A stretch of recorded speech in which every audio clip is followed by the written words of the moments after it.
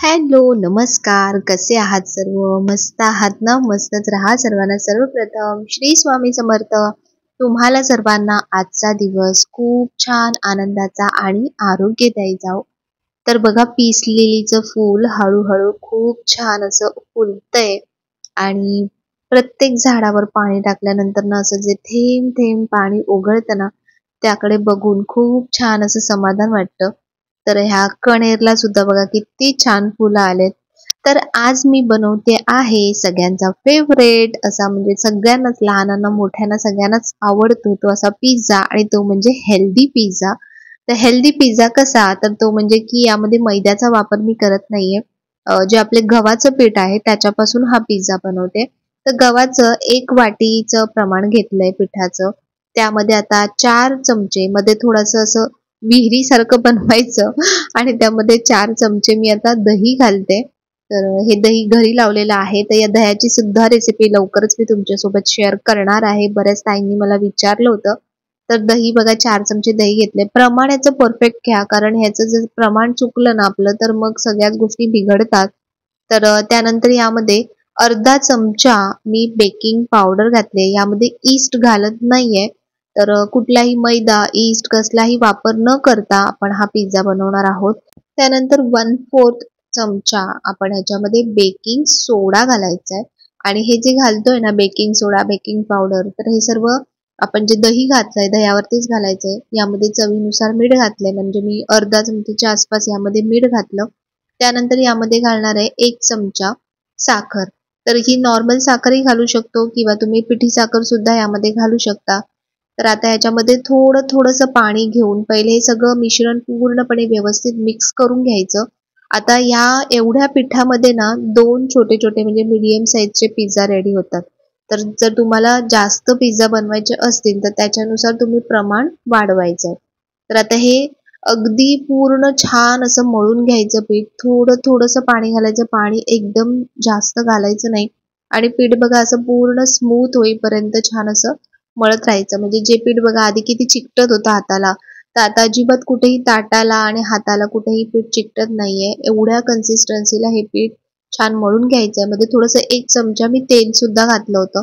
आता एका भांड्याला खाली थोडंसं तेल लावायचंय आणि पीठ पुन्हा छान व्यवस्थित पूर्ण असं मळून घ्यायचंय. कारण जेवढं तुम्ही हे पीठ व्यवस्थित मळणार ना, तेवढा तुमचा जो पिझ्झाचा बेस आहे तो अगदी सॉफ्ट, नरम होतो. तर आता बघा, पूर्ण पीठ परत मी पूर्ण व्यवस्थित करून घेतलंय आणि त्यानंतर हे पीठ ठेवायचं. हे जवळपास 1 तास आपल्याला हे पीठ साईडला ठेवायचंय. त्यानंतर मी आज बनवणार आहे पनीरचा म्हणजे तंदुरी पिझ्झा. तर म्हणून पनीरला आपल्याला छान मॅरिनेशन करून ठेवायचंय. तर यामध्ये खूप सारे चेंजेस तुम्ही तुमच्या आवडीनुसार करू शकता. यामध्ये मी 1 चमचा आता तेल घेतलंय. तेलामध्ये तिखट मसाला घातलाय आपला. लाल काश्मीरी पावडर सुद्धा घालू शकता, मिरची पावडर. आणि छान तेलामध्ये हे व्यवस्थित असं पूर्ण तिखट जे आहे ते मिक्स करून घ्यायचं, म्हणजे त्याचा छान कलर आणि तेल दोन्ही मिक्स होतं मस्त. तर त्याच्यामध्ये हे छान मिक्स केलं. यामध्ये मी घालते आता हा चाट मसाला. तर जवळपास 1 चमच्याच्या आसपास चाट मसाला घ्यायचा आहे. याचा तंदुरी मसाला सुद्धा येतो, तो जरी मिळाला तुम्हाला तर त्याचा सुद्धा खूप मस्त फ्लेवर येईल. त्यानंतर यामध्ये थोडासा अर्धा चमचा जवळपास मी गरम मसाला घालते आणि 1 चमच्याच्या आसपास मी यामध्ये कसुरी मेथी घालते. जी कसुरी मेथीची मी पावडर केली आहे ना, तर ती पावडर मी ह्याच्यामध्ये घालते. याने का होईल ना, पनीरला एक वेगळाच फ्लेवर आणि वेगळीच टेस्ट येते मस्त. प्लेन पनीर घालण्यापेक्षा तुम्ही अशा प्रकारे पनीर मॅरिनेशन करून घाला बघा, खूप छान लागतं. यामध्ये मी चवीनुसार मीठ घातलंय. त्यानंतर आता हे मिश्रण व्यवस्थित मिक्स करून घ्यायचं. यामध्ये जवळपास 1 ते 2 चमचे मी यामध्ये बेसन घातलंय, ज्यामुळे त्याला छान कोटिंग येईल पनीरला. आणि त्यानंतर यामध्ये दही घालते. तर जवळपास 2 ते 3 चमचे मी यामध्ये दही घातलं, जेणेकरून आपलं जे मॅरिनेशनचं जे मिक्सचर आहे ते चांगल्या प्रकारे मिळून येईल. त्यानंतर यामध्ये थोडासा असा मी लिंबू पिळून घेतला, म्हणजे अर्ध्या चमच्याच्या आसपास आपण लिंबाचा रस घालायचा यामध्ये. तर बस, आता सगळे इन्ग्रेडियंट्स घालून झालेत. आता हे मिश्रण अगदी छान एकजीव करून घ्यायचंय.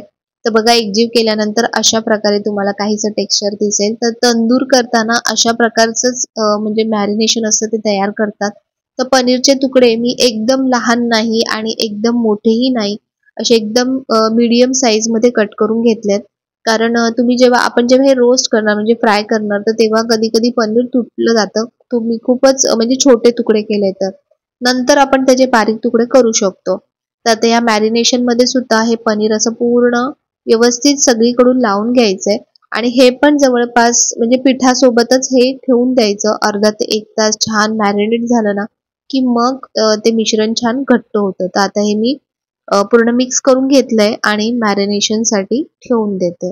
तर आता जवळपास 1 तास झालेला आहे. तर 1 तासानंतर मी आता पहिले पनीर फ्राय करते आणि त्यानंतर मी पिझ्झाचा जो बेस आहे किंवा पिझ्झाची जी तयारी आहे ती करायला घेणार आहे.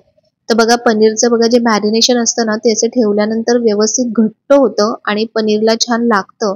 तर असंच तुम्हाला भाज्या सुद्धा रोस्ट करायच्या असतील याच्यामध्ये, तर भाज्यांना सुद्धा तुम्ही अशा प्रकारे मॅरिनेशन करून ठेवून ते जर अशा प्रकारे फ्राय करून घेतलेत ना, तर ते पण छान तंदूर सारखे टेस्ट येते. तर पॅनमध्ये थोडंसं तेल घालायचं.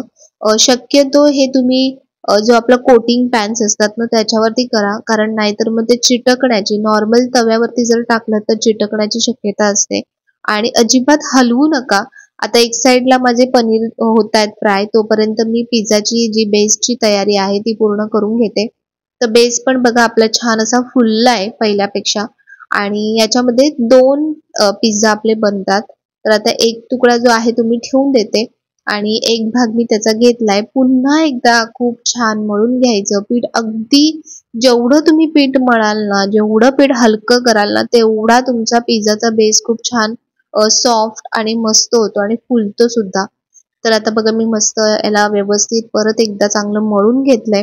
त्यानंतर तुम्ही हाताने सुद्धा याला प्रेस करू शकता किंवा अशा प्रकारे लाटून सुद्धा घेऊ शकता. फक्त लाटताना एक काळजी घ्यायची, ती म्हणजे की पातळ नाही लाटलं गेलं पाहिजे. कारण तुम्ही बघत असाल की पिझ्झाचे बेस जर आपण आणतो बाहेरून, तर ते कसे जाड असतात, त्याचं प्रमाण कसं असतं, जाडी किती असते, तर त्याच्या हिशोबाने थोडासा हा जाडच लाटायचा आहे. अगदी पातळ लाटायचा नाही आणि सगळीकडून सारख्या प्रमाणात तो लाटला गेला पाहिजे.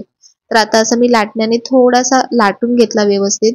एवढा म्हणजे एवढ्याच साईजचा मला करायचा आहे. त्यानंतर साईडने 1 सेंटीमीटर इतकी अशी जागा सोडून अशा प्रकारे बघा साईडने असं टॅप करून घ्यायचंय. म्हणजे ती एक जी कड असते ना साईडची पिझ्झाची, ती तिथे तयार होते.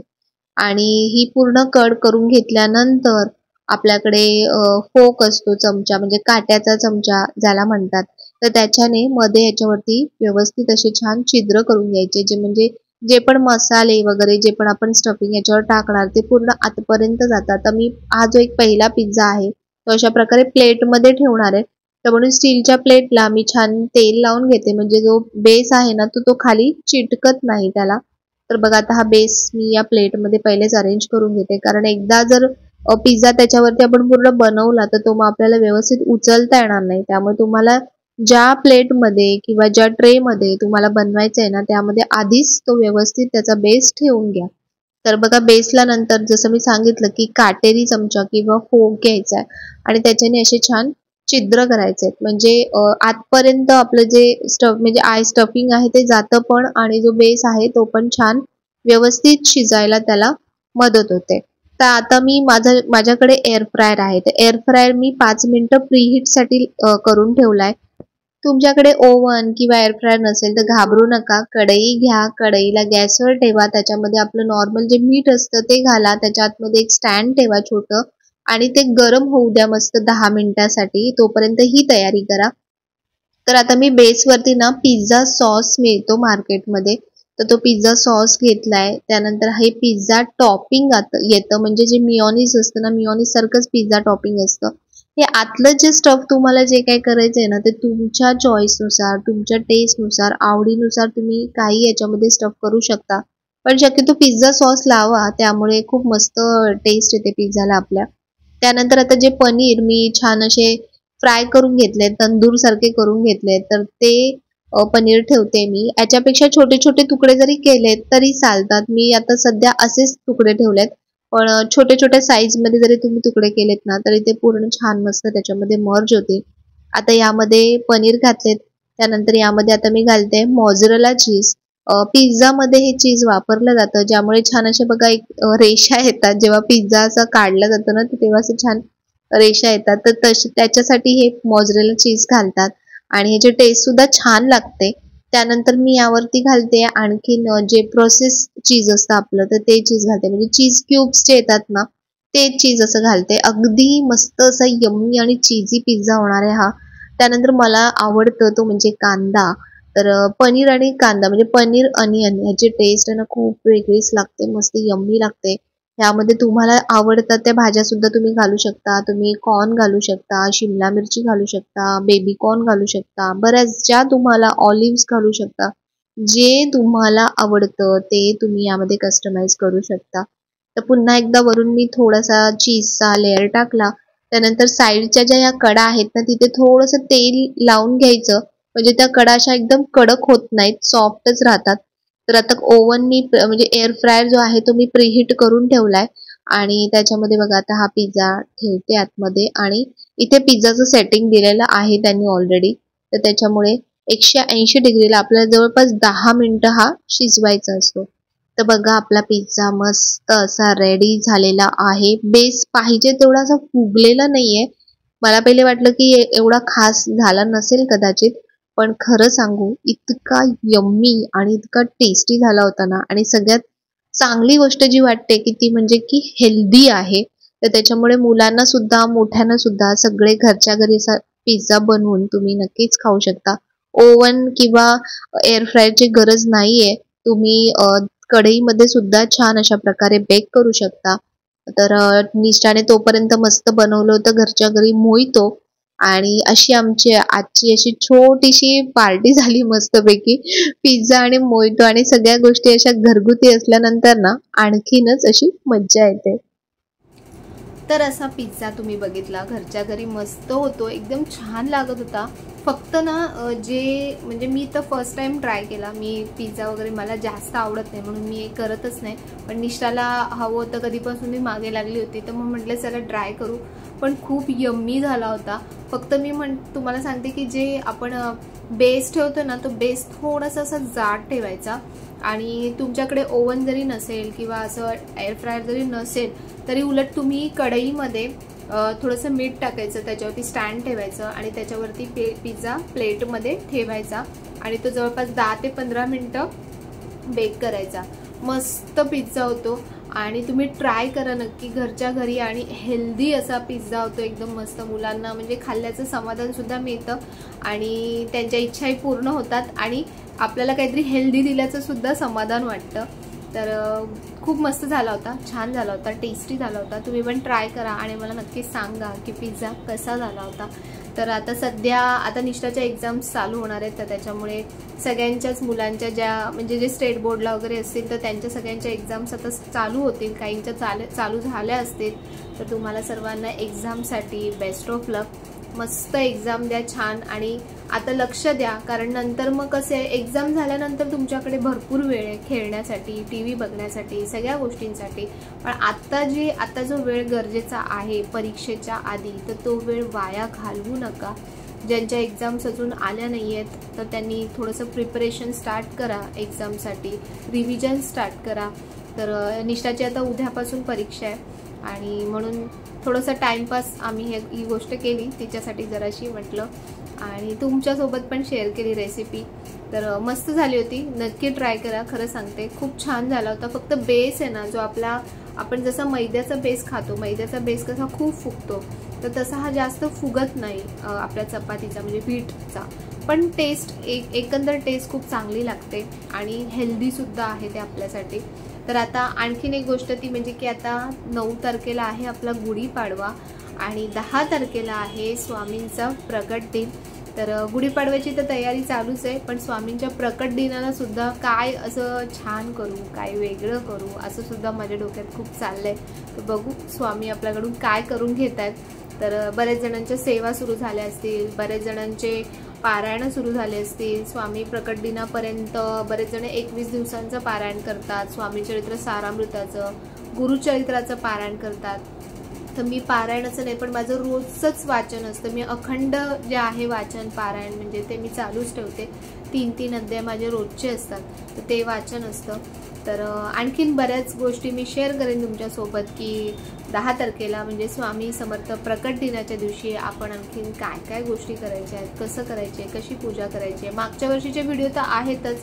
मागच्या वर्षी मी काय केलं आहे, कसं सजवलं आहे वगैरे ते तर सगळं मी तुमच्यासोबत शेअर केलंच आहे. पण आता ह्या वर्षी पण काय करायचं आहे, काय नवीन गोष्टी डोक्यात आहेत त्या पण मी लवकरच तुमच्यासोबत शेअर करेन. तर आजचा व्हिडिओ तुम्हाला कसा वाटला, आवडला असेल तर नेहमीप्रमाणे लाईक करा, शेअर करा, सबस्क्राईब करा.